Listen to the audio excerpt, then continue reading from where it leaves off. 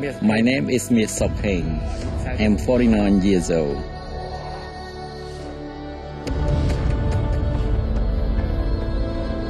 My family is poor, so when I went to prison, it was like they lost their right hand.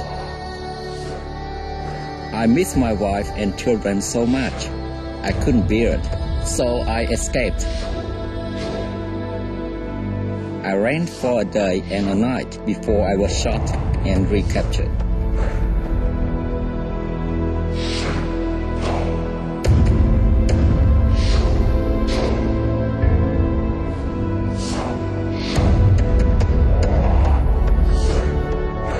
Cambodia may be peaceful today, but it has a long history of conflict. In the 1970s alone, almost a third of all Cambodians were killed by Pol Pot's Khmer Rouge. As a result, Cambodia is still recovering from that time. The family unit is still quite fragile, and it will take a generation to recover from the times of the killing fields.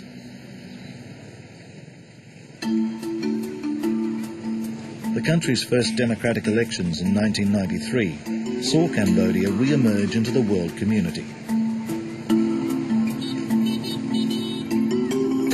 Prison fellowship was established here in 2001 after new openness had seen church groups like YWAM and AOG allowed entry to prisons. This was how Mayor So King first heard the gospel. Before I accepted Jesus Christ, I didn't accept the truth that I had done something wrong. When I received the gospel, I was so happy. I read the Bible and committed myself to follow God. I was baptized in prison. When we first began the ministry in the prisons, it was a few months before I joined, but it was one of very much distrust. They first started off by doing the medical, so that the people there were given some kind of medical care, but it also showed that there were people willing to come in and do something for nothing, and how can we help more than anything. Heng was a young student with a bright future as a lawyer, until he killed a man. But it was in prison that Heng discovered a new life.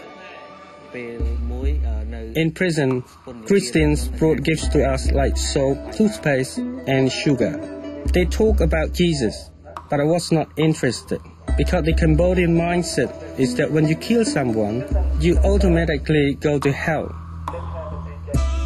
But then one time, they shared about a prisoner in Singapore who killed a person like I had. When he accepted Jesus, his life was changed. That story touched my heart. And after I accepted Jesus Christ, my life changed too.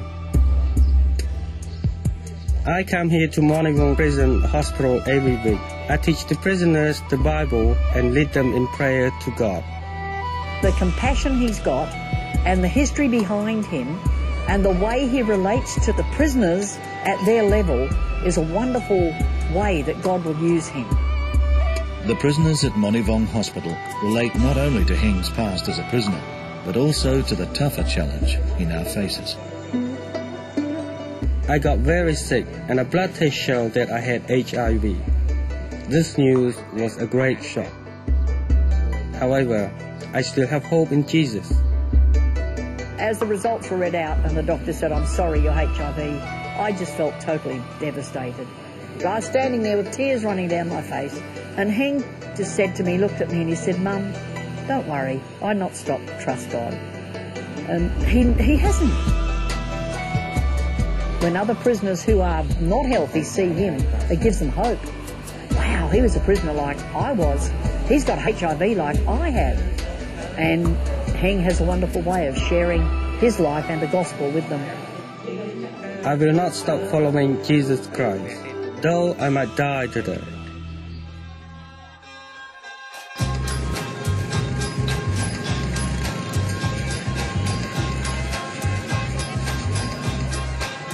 Here in the heart of Phnom Penh, you find Blue Gate House, a vitally important transition centre for people just released from prison.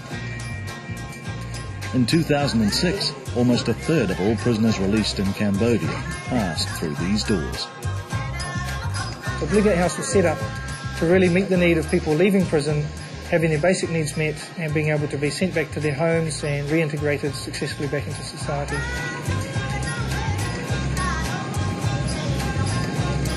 Three months ago, Sokeng was released after 12 years in prison. He came to Blue Gate House and decided to train as a mechanic in their motorcycle shop. Today is his first day. I'm so happy because of PFC. They provide me with the skill to become a motor mechanic. And now I strongly believe that one day I will own a motorbike shop in front of my house. Jesus has changed me so much. He has forgiven my sins. I pray to God to reunite me with my family, and now I can see that He answers prayers. I didn't see my family for 12 years, but they waited for me, their lost right hand. For so many years, I was no use to them. Now, I will help them with all my heart.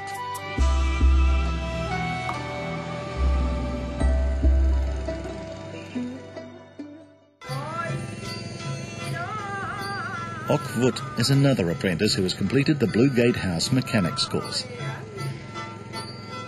Before I went to prison, I was a gangster and I used drugs. That was all I cared about. People hated me. Longwood, the head mechanic, helped me a lot. He knew I should have a skill so I could support myself. We worked in the week, then every Sunday he took me to church. After a while, I learned about the love of the Lord and God's forgiveness. I learned that if Jesus can forgive me, I also can forgive other people, so I don't get angry easily anymore.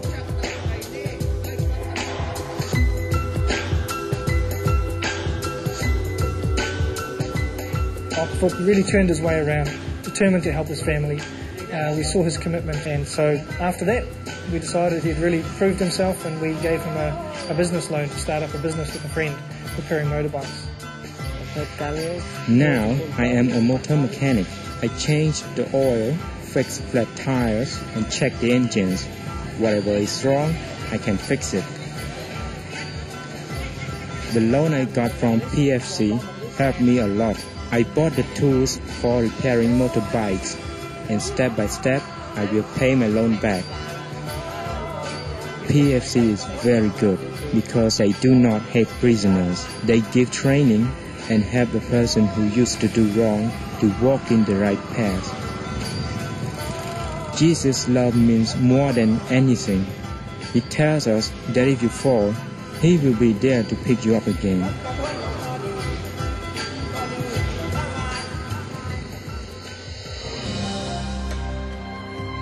Prison Fellowship Cambodia was born from cooperation between church groups, and the strong partnerships with local churches and prison authorities have achieved some incredible goals in 6 short years.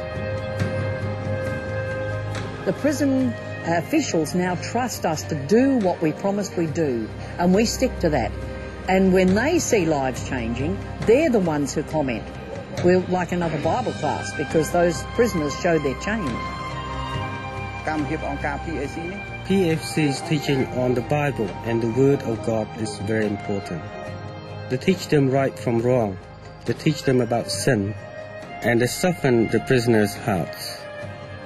I have seen with my eyes that PFC work really hard, with their whole heart, and they don't have hidden motives.